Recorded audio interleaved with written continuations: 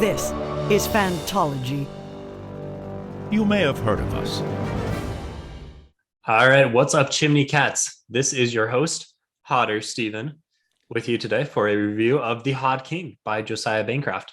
I have my lifelong friends, Hodder Ryan and Hodder Josh, along with me. Come the Hod King, guys. Come the Hod King. That was probably one of our better intros. Yeah, I like it. Yeah, didn't even practice it once. No. Mm-hmm. All right, so this is the third of the Books of Babel and the last of the currently released. And the Fall of Babel, book 4, comes out in a week. November 9th, I want to say. Yeah, so about a week, yeah. We're recording on the 1st, so yeah. Okay. We're eagerly looking forward to that. We'll try to get some reviews maybe a little bit before. We'll see our recording and releasing timeline is like incredibly condensed and busy right now with all the Wheel of Time stuff, but we have really enjoyed this series, and we want to make sure that this does not get overshadowed by the Wheel of Time. This is an exciting release. Very exciting. And this release, I had not heard much about this series before we started reading it, and now it is one of my most anticipated releases of the year. I'm super excited to jump into book 4, and yeah, if that might be spoilers for my opinion about book 3, but Yep. Definitely. I mean, I feel like I too, like Josh, I didn't hear much about this book, but everyone who I did hear talk about it had only good things to say. They seemed pretty passionate about the series, and so it took me a while to finally sit down and read them, but very glad I did. And if you're listening to this and you haven't, somehow you decided to listen to the book 3 podcast or watch our YouTube without having read books 1 or 2, go read them now. Yeah. The first 2 especially are pretty short. You can get through them pretty quickly. Book 3 is a little bit longer. I was kind of surprised. It was almost like, I don't know, it's almost twice the length of book 2. Yeah, it was like, I want to say 600 pages, while the first 2 were between 300 to 400. Yeah. So not like exceptionally long in terms of the grand scale of novels, but it felt less like a quick read that you can get through in a few sittings and more like a, full-blown novel that you're sitting down with. Mm-hmm. Mm-hmm. It still felt quick to me, though. I probably finished the book maybe a week and a half or 2 weeks ago, but it felt like a quick read to me. I didn't feel like there was any particular parts of the book that were dragging on. Yeah, not at all. I thought the pacing was extremely well done, but just in terms of, the chunkiness of it, it's a little bit chunkier, boy. It's split up in kind of a unique way. We'll talk about that in a minute. I do want to say we heard about this book. I first heard about this book. Maybe you guys heard about it elsewhere, but I first heard about it on our Discord, on Fantology Discord, and that there were positive things there, and that's really how it kind of got on our radars.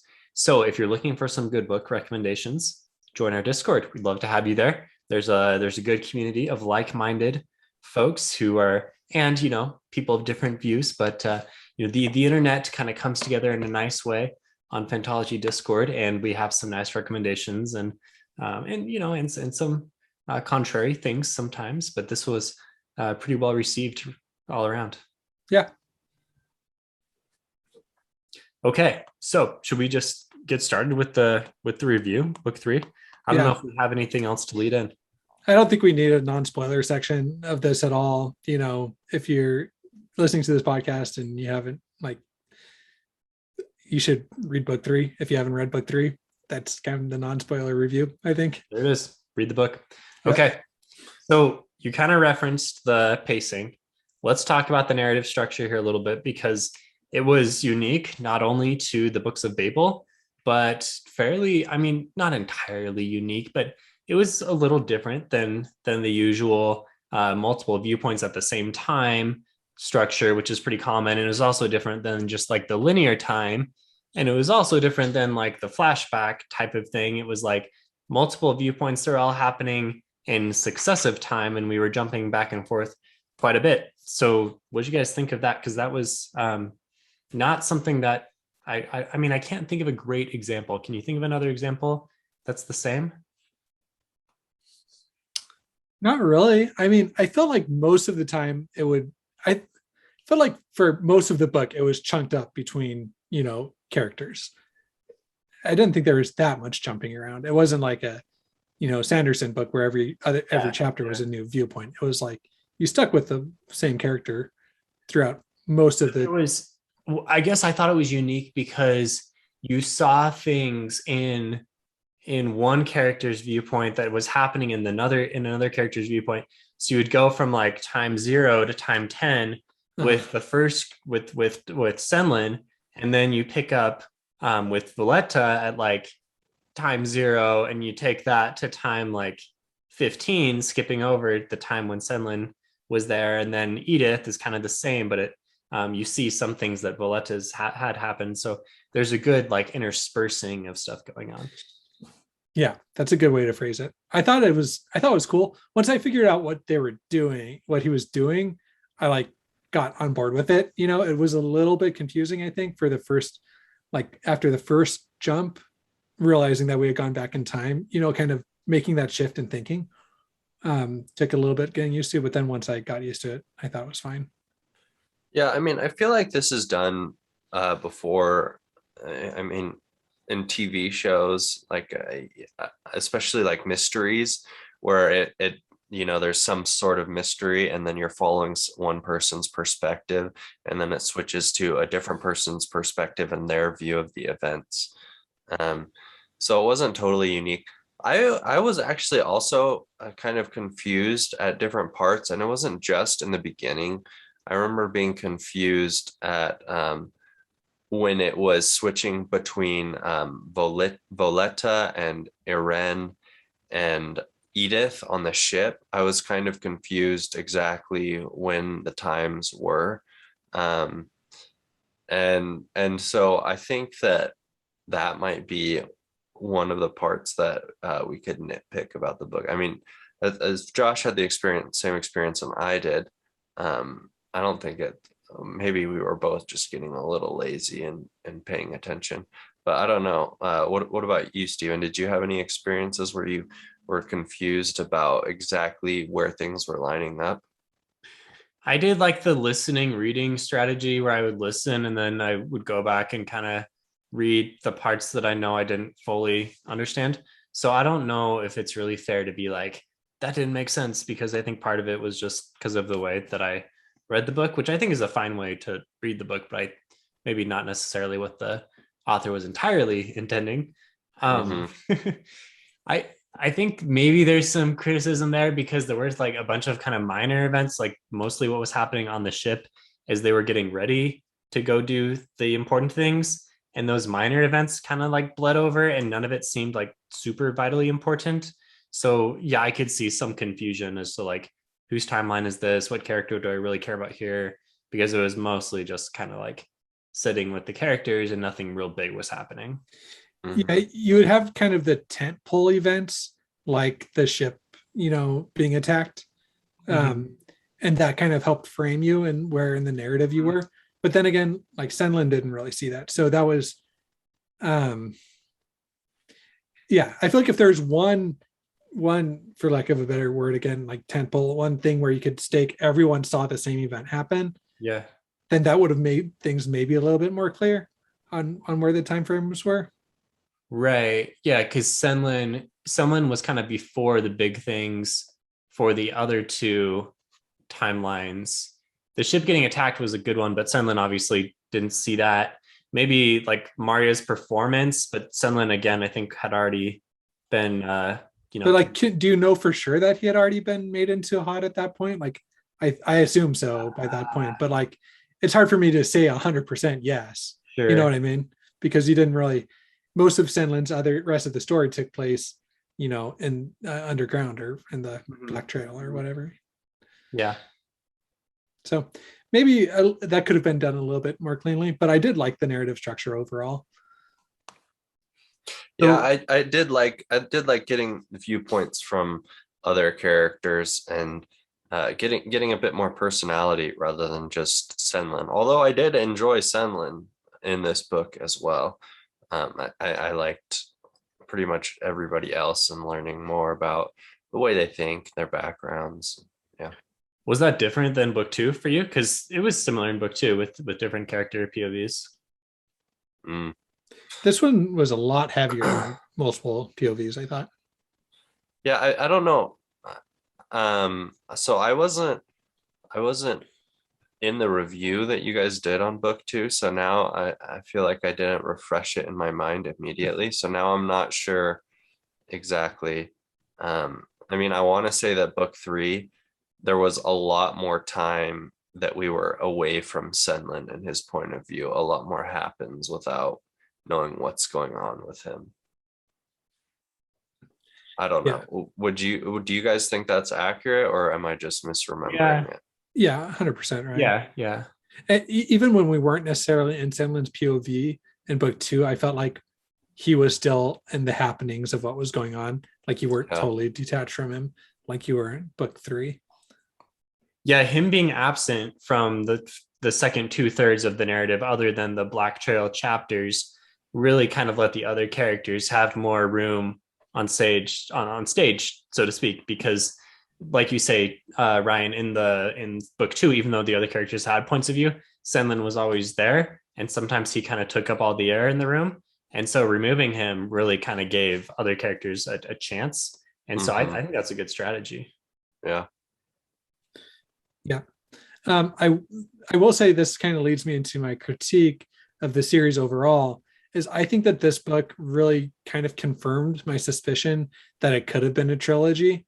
Like, I think a lot of what book 2 did, this book did again. You know what I mean? With establishing, it kind of established the same settings that were established in book 2. You know, and while book 2 did some of the heavy lifting on that, it would have been fine just in book 3. Does that make sense? Like, so which parts of book 2 did you not need? Like you need the stuff with the Sphinx, and you need the stuff with, I think you need the first interaction with Marat to set up the whole, Hod King stuff, right? Like just the fact that the fact that you think the Hod King is Marat for the first 90% of the book, is because of the setup in book 2. Did you guys? I don't know the way that that was set up, that particular mystery. I wasn't really. Yeah, I didn't think that the Hod King. Right. Okay, I think. All right. Yeah, I did think it was. I didn't know what it was or who it was, but it was like, this is just too obvious. It can't be, right? Mm-hmm. I think it was cool. I think it's the fact that some machine is in keeping with the general themes of the book series. Yeah. And the whole trilobite thing, which was, the book that someone got, and you're like, what the heck is this book? You knew it was important, but you had no idea why. Like, it was a nice tie-in for sure. But I don't think, I don't know, Josh, like, did you believe that the Hod King was Marat? Like, that was just too obvious, right? Yeah, I assumed that it had something to do with Marat, but I didn't think that Marat I thought that like Senlin would become the Hod King or something like that. Yeah, like I was Marat thinking that, setting Senlin up to be the Hod King. I thought he was gonna do something, and then everybody would be like, "Come, the Hod King," and be like, someone's like, "What?" I thought he was like fulfilling unknown prophecies, like for defending a Hod from the people in the alley or whatever, and then trying to prevent the execution. I thought these were all like, future prophecies of what the Hod King would do, and Senlin was like fulfilling them. And anyway, I don't think that would have been better. I like what happened, but that was kind of my pet theory going throughout the book. Can tell someone's been in epic fantasy lately. Yeah, which I am happy that this isn't some like chosen one series. It's kind of refreshing that it's not. But yeah. So when the state of art gets blown up, or so you think, right at the end of Valletta's part, did that work for you guys? Because then it starts off, you go back in time to Edith's, and you're thinking, okay, like, I know what's going to happen here at the end, something bad is happening with the ship, but all of a sudden we've kind of pressed the reset button. So I could see people being like, oh my gosh, like, I just want to know what happens. Like it seems kind of abrupt here to switch keys, switch keys. I thought I was okay with it, but I did think that was kind of an interesting choice. I actually got confused there. I mean, I knew what happened. I knew that Iren was walking with Valette or running, what trying to get back to the ship, and then all of a sudden Mhm. she sees that Commissioner Pound's ship. I'm blanking on the name. The Fire, Ararat. the Ararat fire at the balloons, and then it just drops, and then it switches to Edith, and so I was like, it's like, so it is this like in the future a good ways, or is this in the past? And so I don't know.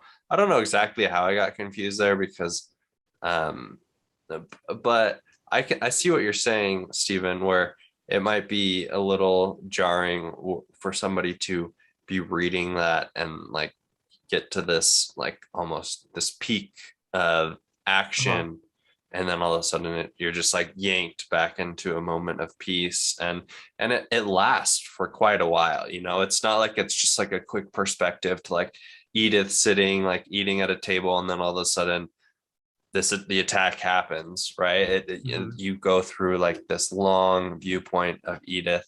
Yeah. um I could definitely see why that might be a little bit jarring. I thought it worked well. I thought it kept me engaged. I binged this book over the course of a few days, so it never really lost like the intention for me. I was pretty, enthralled with the whole story of it. Mhm. But I could see how that could maybe kill your momentum if you're already having a hard time getting through it. But So having set up that question, I really liked it. I thought it was cool. And I think you have to be okay with knowing that like this is a series where it's much lighter on the action parts. So there are some cool action parts towards the end, but the most of it's kind of the talking and the smart dialogue and the zany settings. Like that's what makes the series. The action is really just kind of like extra for the end to make it a little bit exciting. But I thought it was cool because throughout the third part, like this is something that really worked for me because we saw the ship get shot. I wasn't sure if it was going to go down or not. I mean, for sometimes I'm like, oh yeah, I knew he wasn't really dead, whatever, but this was one where I wasn't sure. I wasn't sure if the ship was going to be destroyed or not. And so throughout the third book, I was thinking, okay, if the ship's destroyed, like who's still going to be on the ship? Who's gonna potentially die here? And so it worked as I was getting towards the climax. I was like, okay, no, the ship's about to go down. Like, what's going to happen? But I will say, once the Redelman, is that the red Redelman, hand? Yeah. His nice name. Once he discovered that the pinging alarm was like the levitating thing, I was like, okay, that's it. I thought maybe that was like just like revealed a little too soon. As soon as he said the word levitation, it's like, all right, the ship's not really going down. Yeah, you're like, this is a little too convenient. But it was nice too because the ship was pinging the whole time. Another like little nice thing that was set up at the beginning. The pinging, what is the pinging? Yeah. What is the pinging? And then finally it's like, oh, the pinging is this thing that's connected to the big thing. It was pretty awesome with General Eichengraf. Is that his name? Eigengraf or Eigengraf, something like that, yeah. Yeah, where he like stumbles off of the ship, the only survivor, and he like gives them the signal to fire. And then the Ararat shoots at the ship, commits that war crime by targeting the balloons, and the ship just drops, and then the king's brother is like gloating like, oh my gosh, I told you so, or yeah. And then all of a sudden the ship just levitates back up, and it's like, oh crap, and it was a cool moment. Destroys everything. That was pretty awesome. That was awesome. Here's a critique kind of based off that. So I don't know how much power overall like the Pelthians or the king like have in the tower, because in some ways it's implied that they're really powerful. At other times it's implied that they're like just part of the lower kingdoms. Yeah. And they're not, and they're kind of nobodies. But so this is something, even going into book 4, I'm not like sure on what to expect. They're only level 5 or 6. Like the beginning of the book has a little diagram. Yeah. And they're supposed to be 36. I think, how many levels are there? I think there is a definitive number of levels at this point. I don't remember what it is, but we're definitely lower. Yeah. I think there's for sure at least. I think there's for sure 30, 29 or 30. I kind of like that. It's there's always a bigger fish, right? And so you like keep getting to the next kingdom, and you're like, oh man, these people think they're on top. Or when they're in the baths, there's like Commissioner Pound. You're like, wow, this guy's so powerful. And then you realize, oh, he's just like a henchman of the Pelfians. And then with Fingol, you're like, oh man, this guy's really powerful. And then you're like, well, he got turned into a Hod, so he's obviously not that powerful. And then with the Sphinx, you're like, oh my gosh, she runs the whole tower and knows what everything's about. But she's like losing all of her power. And at the end of this book, you don't even, there's something happened to her, or something's going on that we don't know what.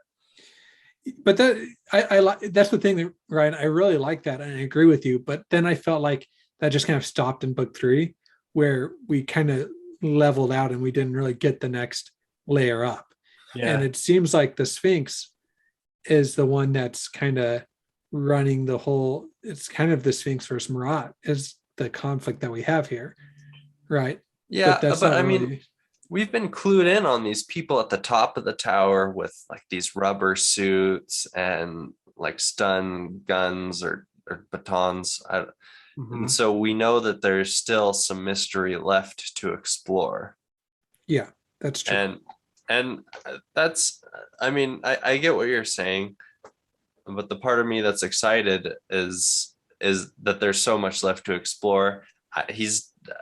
Josiah Bancroft's definitely not going to get to all of this in book 4, but I could see him writing another setting in this tower, as long as, I mean, the last book's called The Fall of Babel, so hopefully the tower doesn't totally collapse.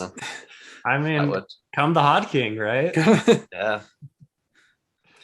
I can see your criticism there a little bit, Josh. Like, my impression, and maybe this is what's intended, in which case, like, it wouldn't be a criticism, but my impression is that we have kind of leveled out, and like most of the remainder of the kingdoms are all kind of like similar power level. They have squabbles amongst themselves. They've all been given these bricklayer's granddaughter pictures. They're all probably like similar level of technology.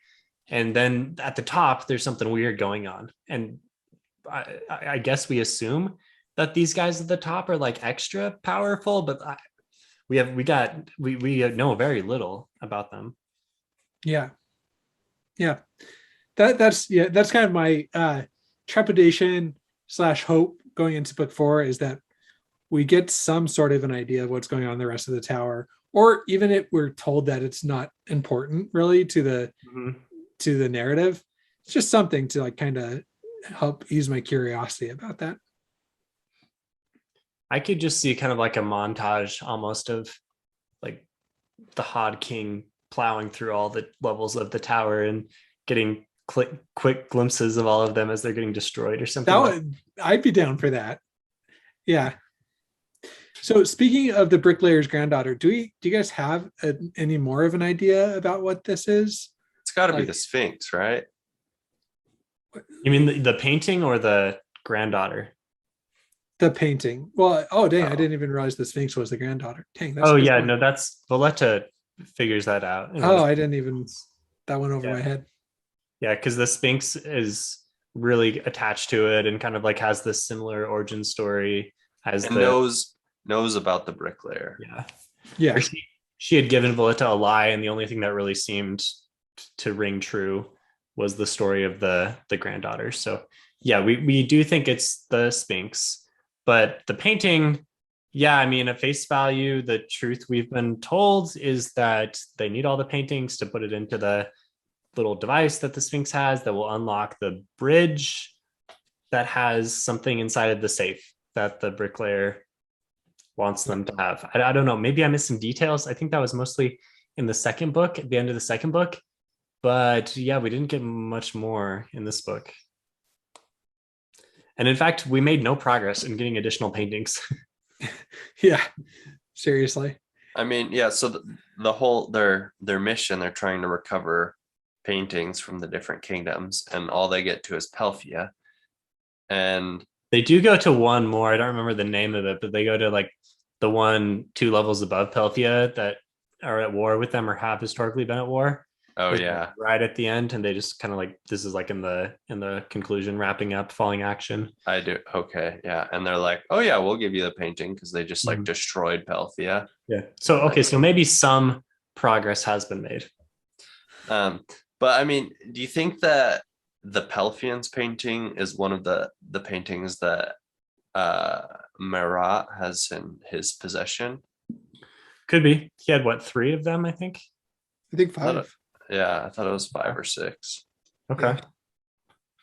Yeah. So it'll be nice to get those. We need those. I don't remember. I think we know how many there are, and I think that's how we know how many levels of the tower there are as well. But I don't remember those numbers offhand.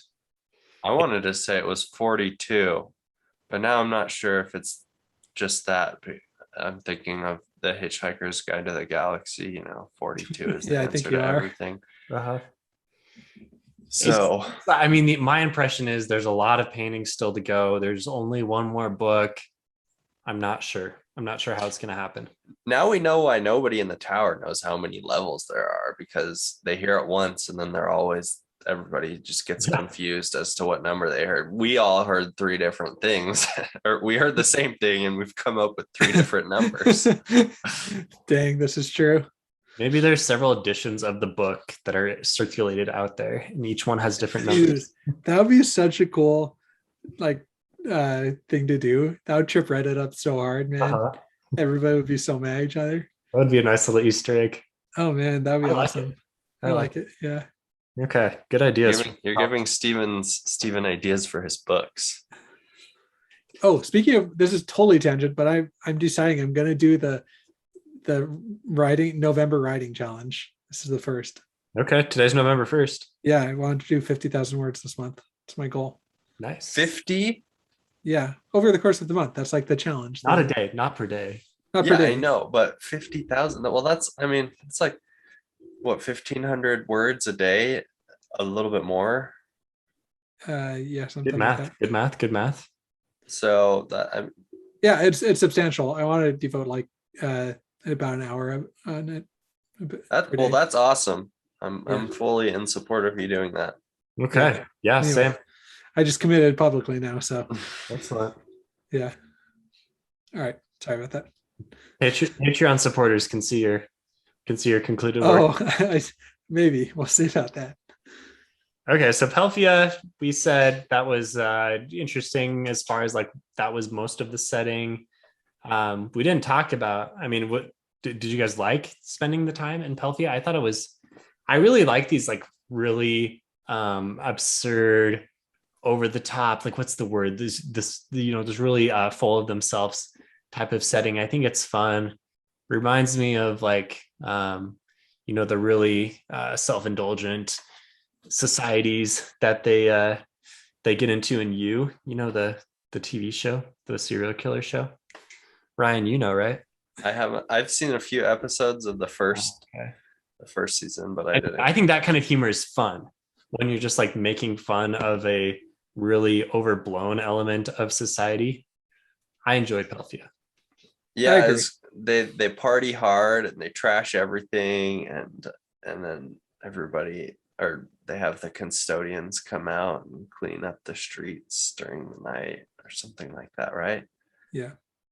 It was certainly interesting, and I thought that it was very creative how he had those excerpts from the Pelphian journalist, Oren Robinson, Oren Robinson. my hero. I love that Oren dude. Robinson. Those are great. That was a great way to really insert the reader into the culture of the Pelphians. I think he's inserting himself there. I feel like Josiah is Oren Robinson. Yeah, that was my theory as well. You know what I'm gonna say here, Stephen, don't you? The Joe Abercrombie Swarbrick theory. Yeah, this is just like your Joe Abercrombie. Not going to turn out well. That Alien aged very Swarbrick. poorly in The Wisdom of Crowds. Yeah, for spoiler reasons, but yeah. Side note: I've always loved the name Oren, and so there's like a non-zero chance that if I have another son, they will be named Oren Robinson. Ooh, I like it. You- Okay. You heard it here first. Josh is naming his son after I don't know if my wife the likes it. Pelfian journalist, Yeah. Warren Robbins. The peacockish Pelfian journalist. Maybe wait till you read book 4 to Yeah, I finalize. suppose. You're gonna do that. I suppose. Like the kids, the parents who named their children after Game of Thrones characters that aged very poorly. Yep. Daenerys. Yep, that one. That one. Daenerys Targaryen Robinson. If I have a daughter, she will I was going to like try to avoid spoilers, but at the same time, it's like It's done. It's Game of Thrones. It's done. It's been a few years. It's kind of part of the zeitgeist. Zeitgeist. Is that how you say and it? we're all I went for it and I I failed. think it's Zeitgeist. Yeah.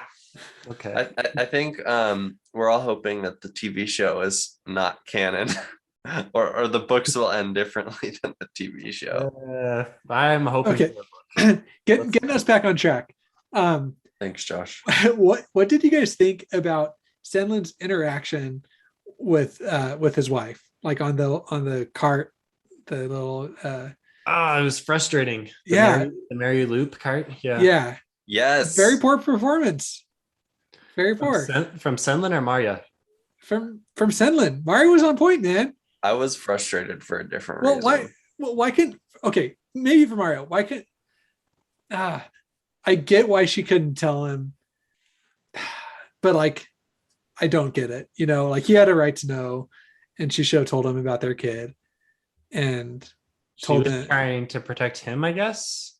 And protect the kid, because maybe she knew that if he was too persistent with trying to save her and the baby, then, you know.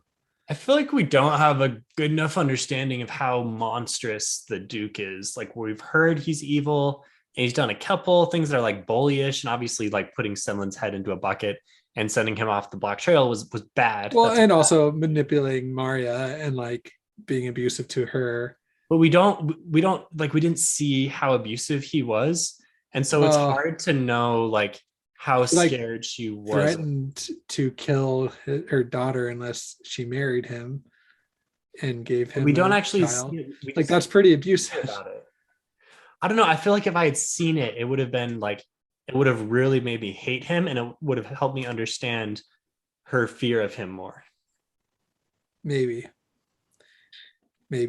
But it also would have been really dark. It would have been really dark. Yeah. Probably darker tone than the books typically have. Also, mistake from Edith not killing him. I'm just going to say that. Yeah. I mean, that's a mistake. That's a mistake. Yep. Can I tell you why I was really frustrated with Marya and Senlin's reunion? Yes. This is probably the romantic in me, but I wanted Senlin there to be some dramatic reveal where Senlin, like, his mask falls off or something, and then like Marya sees him and is like, oh my gosh, it's Senlin, he's here to save me, or whatever, you know, like, but instead she's just like, Tom, take off that mask. I'm like, oh man, she saw through it. Was good. I thought that was good. Because I don't know how it showed you that she, you know, still loved him, right? Because he was very uncertain about where she was, but it showed you like right away, okay, she still recognizes him in the funny costume and with the mask and all of that. But she's like, Tom, go home. What are you doing here? And it's like, he's like, I've just been like working my butt off trying to get back to you, you know, like I've been masquerading as like a pirate captain, and then I was a spy, and you know, he's come up with some whole facade to try to get close to her. Here's the big miss on Senlin's part.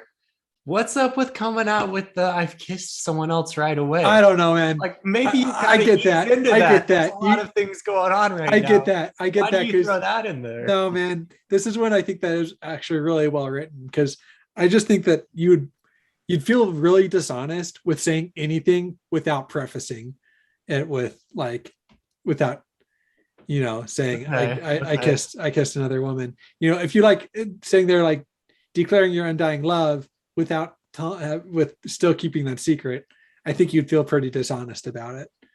But isn't there like so many like practical things to try to figure out in this very stressful moment. I get that, but like, I don't know, man. I'm just thinking if I were in that position, it might be kind of selfish because you're right. There are much more important things, but like the first thing I'd want to do is like come clean, like get that off my chest. Okay. Yeah. Okay. This is ever how be in that position. This is how Senlin is clinging to his old identity, is like through his relationship with his wife, and he needs to come clean with this sin that he sees between them. He's done a lot of bad things to try and get back to her, but this is like his one. He just needs to be honest with Maria, right? I don't know. So Josh, in the Arm of the Sphinx review, the relationship with Maria, the relationship with Edith at the end when he kisses her, you were very uncertain about this because you were like, oh my gosh, like if this just becomes a thing with Edith, it's too soon, it doesn't feel right. What'd you think after this book?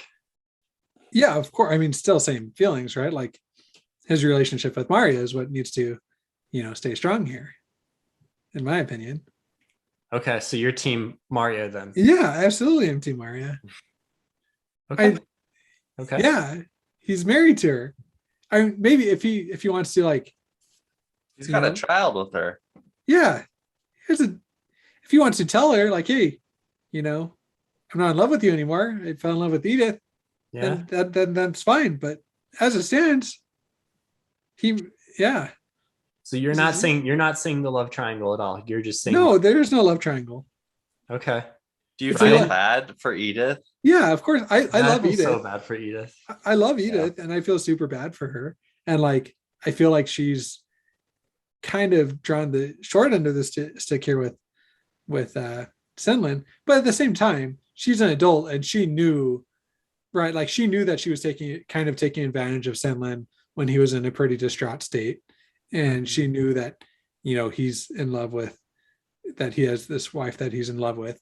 So like, I don't feel that bad for her. I feel bad for the situation, but like at the same time, she hasn't helped the situation, and she's been kind of, I don't know.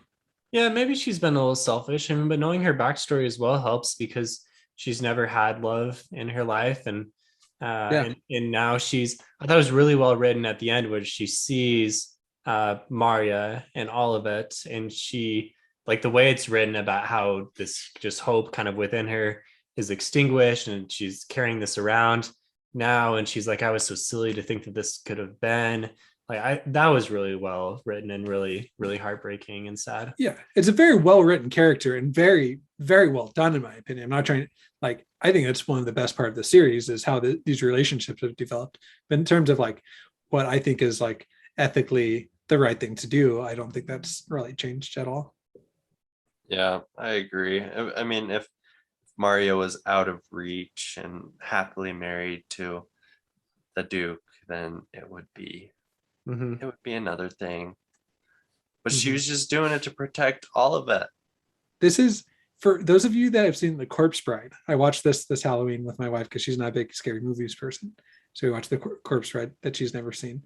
And there's a very similar situation where, there's this guy who's engaged or promised to this girl, and then gets, accidentally married to the Corpse Bride.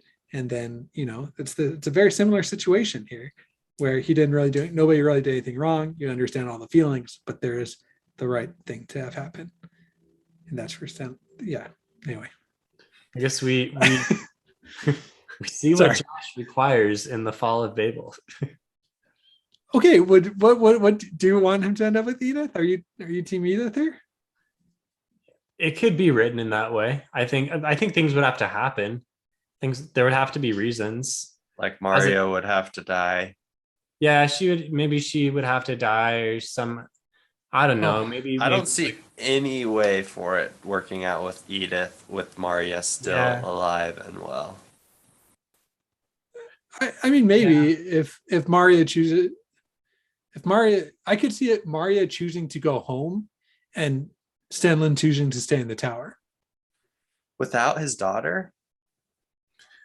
I couldn't see Senlin's going to choose his daughter over anything. Yeah, you would hope so, but like, maybe he gets tied to the tower somehow, so he's like not able to leave.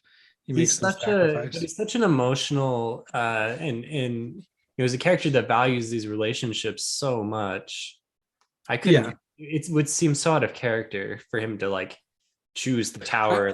But I'm thinking he might have some like physical dependence.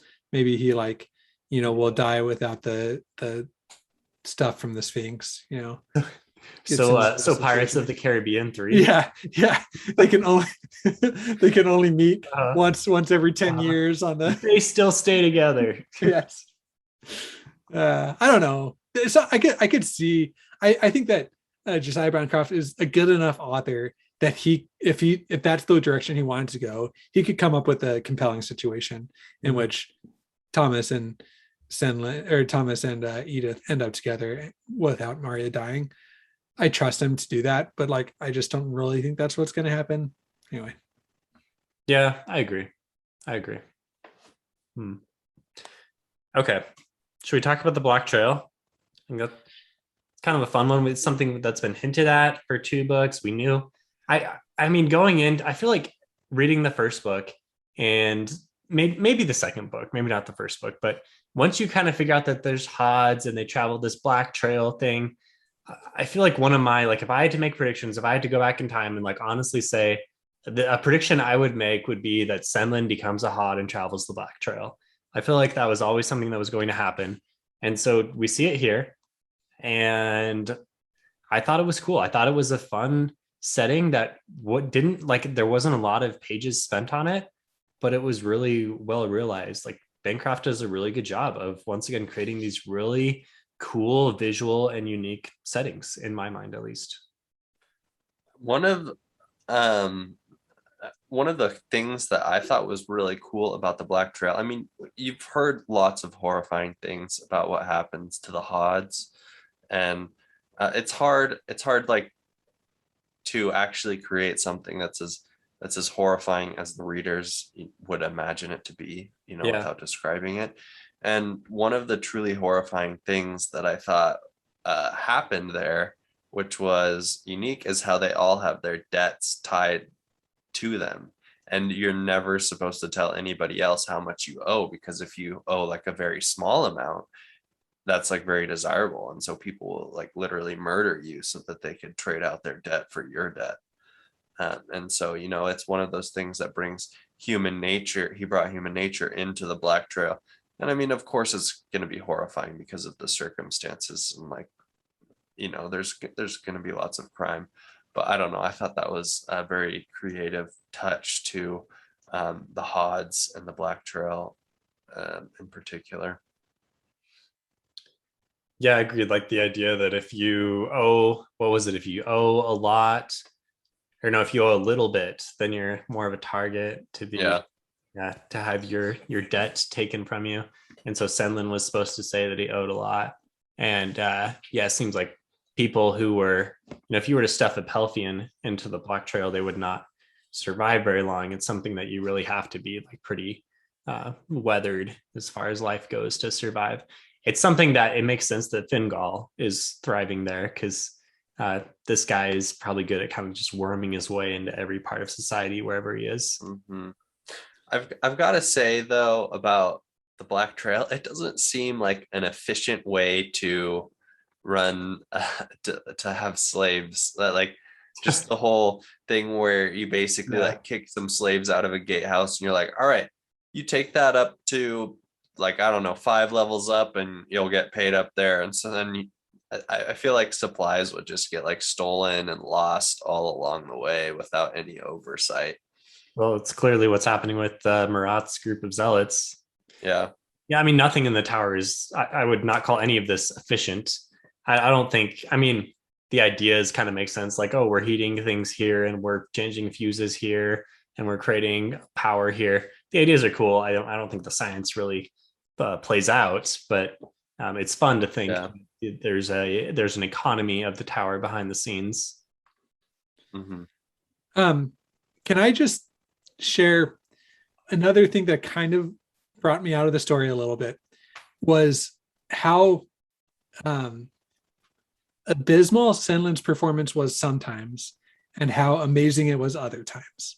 Okay. So like how fooled he was with with With Duke Pell. with Duke Pell, foolish, right? Like, come on.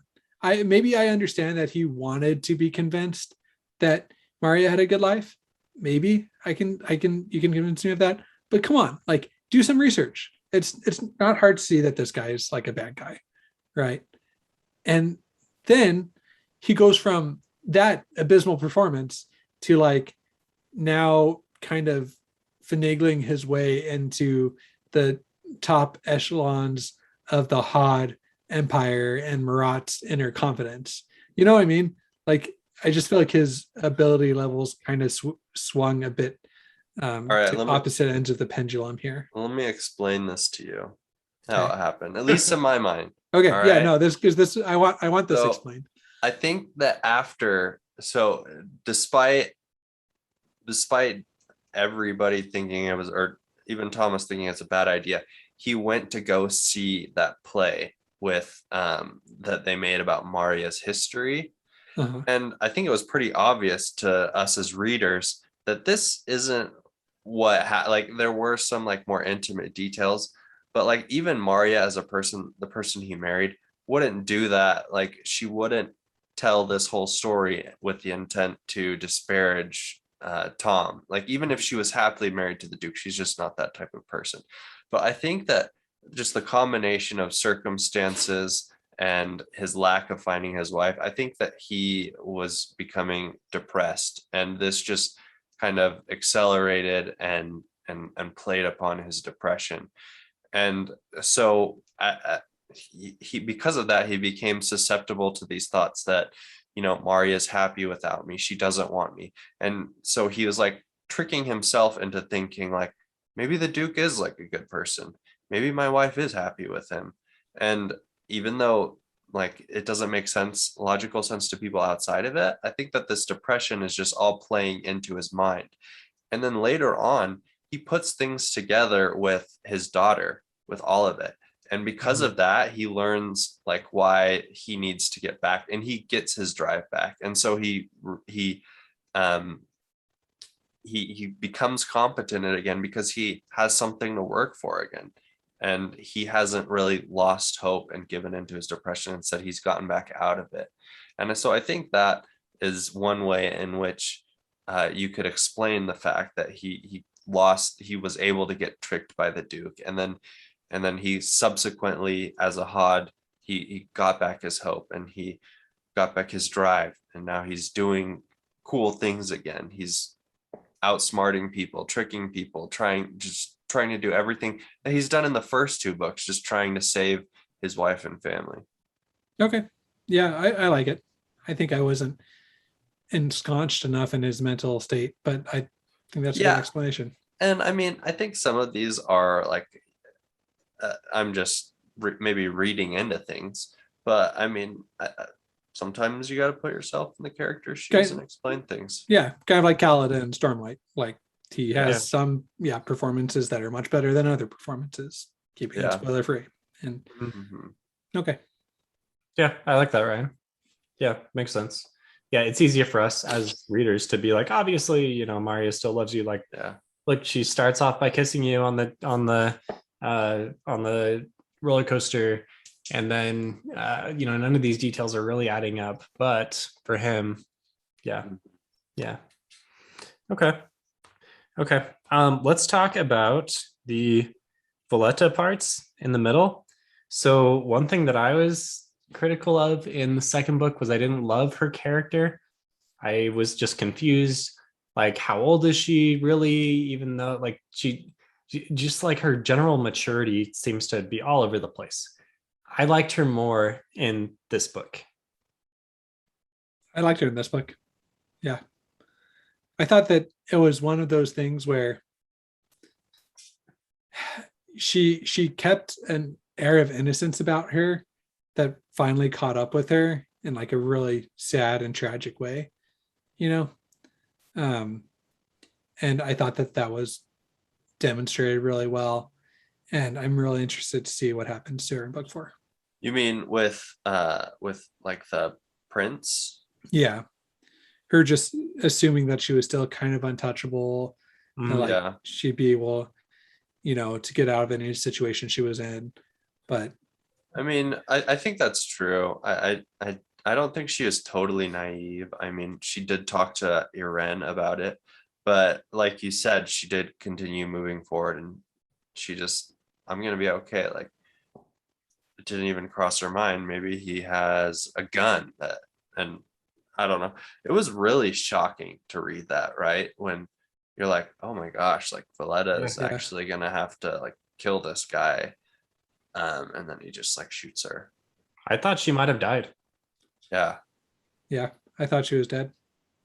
It was sad. Which is like pretty well done, because usually you're like, the character's not really dead. They're gonna get out of it somehow. But I honestly thought she was gonna die. And regardless if she doesn't die or not, there are going to be consequences for this. Mhm. It's like pretty apparent that there's going to be. And I thought that the one chapter they spent with the backstory of her like walking across that, the thing over the train or whatever it was. I I thought think that, that was I think that was Arm of the Sphinx. was that Armor of the Sphinx. I think so. Okay. But keep on Anyway. going. Yeah, I just thought that was a good foreshadowing in the fact that she would move on things and see things as like they really were after the fact. But in the moment, she would let her whole worldview be encompassed by completing this one task. And for in this part, it was the fact that she was going to find Maria and figure out the truth, and nothing could prevent her from doing that. But that kind of stopped being the case. Yeah, she's got a huge invincibility complex, obviously, as someone who's like running out on rooftops and doing things that get other characters killed, copycats killed. It's clearly not safe all the time, but doesn't even really consider that it's not safe. She gives me, and maybe this is because of the ball that she went to and the way that she acted, but it gave me like major vibes of Vin from Mistborn. Similar type. I mean, Vin is different in a lot of ways, but there are some similarities here, especially like running out on rooftops at night and doing cool stuff. And then like at the ball, there was some kind of vibes of Vin and Elend a little bit. Obviously, again, very different, but similar, where you have this kind of outsider coming in and making a name for herself by just like being herself. Yeah, I didn't think that until you just said it, and I can totally see how that would make sense with Vin. She's kind of from the streets a little bit, and now she's being trained to infiltrate the upper echelon of society, and she's being tutored in all of these different I'm blanking on the word. Like Byron is trying to teach her how to curtsy and Yeah. stuff like that. Like that was really funny to me. I enjoyed like that just witty humor as Byron teaches her how to gosh, can't say it. Byron teaches her how to curtsy a million times, and then she goes to do it the very first time, and it's just like horrifying, and she can't do it all. Mm-hmm. Yeah. And you're totally right. It does seem like at the beginning it's like this Vin Elend type of courtship. Just takes a very different turn than that one does. Very different. Yes. Okay, any kind of last things, and then we're gonna go to our worst of the best segment. Any burning things that you really wanted to talk about? Any hot takes? I have some hot takes, as I have a good analogy that I'd like to share with our listeners and viewers. Please share. So the Tower of Babel, what's a good real life example of that? Well, my answer is Disneyland. It's like this trap that you hear so many wonderful things about. I actually just went to Disneyland this past weekend. The happiest So on earth. Yeah, exactly. You know, there's probably something similar to the Everyman's Guide to the Tower, except for Disneyland. And then Probably a you get million to of them. you get to Disneyland and you're charged an arm and a leg just to get in, and then everything there is just like, that you have the merry-go-rounds, like the merry beer me go rounds or They have whatever. beer at Disneyland Well, you can buy it, but they don't. for the children. They have these tourist attractions. The workers there are just actors, just Mm. like in the Tower of Babel. At the end of the day, you're just exhausted. I mean, thanks to modern technology, you can find people, but before cell phones, if you lost somebody in Disneyland, they'd probably, how are you going to find them again? Mhm. So there's a lot of similarities. At the end of a weekend of Disneyland, I was so tired. My son was sick. We get home at like 1 in the morning. I have to go to work the next day. I'm like, man, I just paid money for this weekend. I heard it costs $1,000 on average for a family of four to go to Disneyland. Ooh.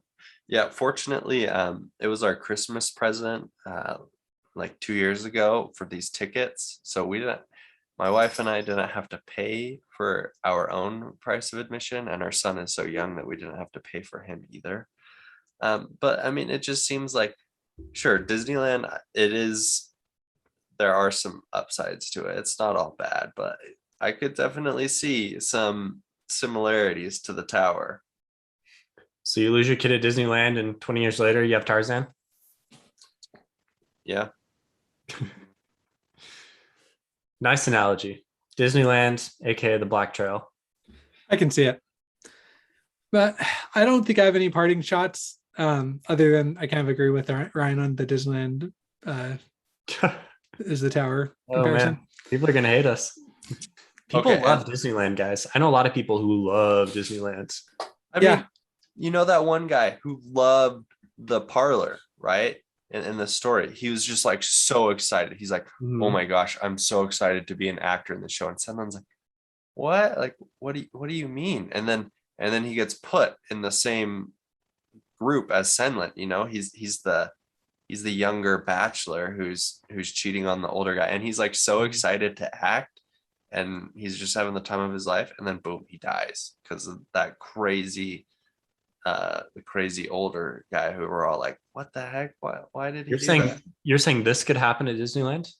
No, I'm saying that there are people who are excited about the tower. And Yeah. there are people who love Disneyland too. Okay.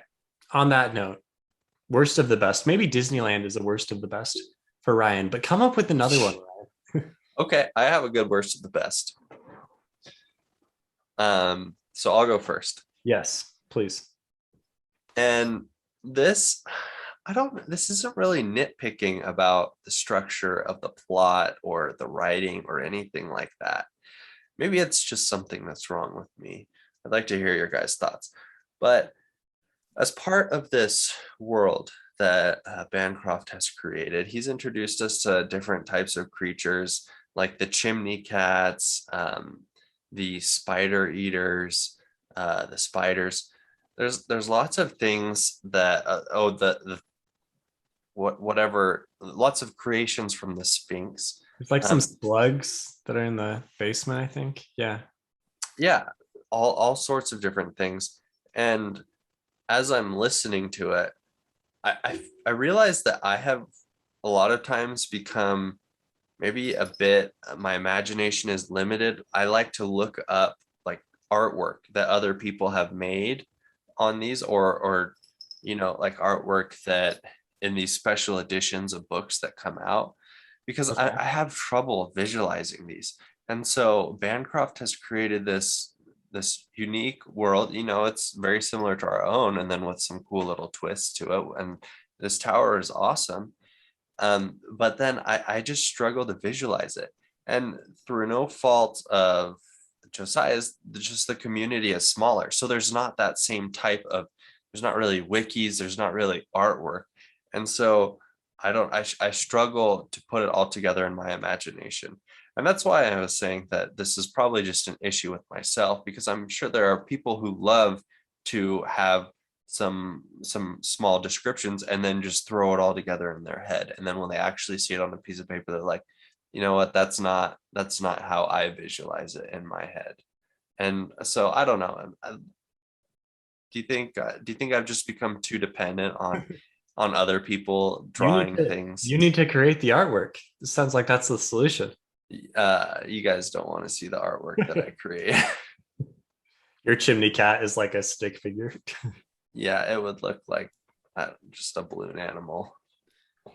I think that's a good point, Ryan. I mean, it's kind of hard, right? Because that's what you get when you kind of sign up for reading a lesser known book series. Mm-hmm. I think that he does an above average job though of descriptions and creating this world. So I don't think he's done a poor job with it, but I get that, that might not be what you're used to reading. Yeah, not that you're used to reading, but the resources that you're used to having, right? I get that that's kind of weird.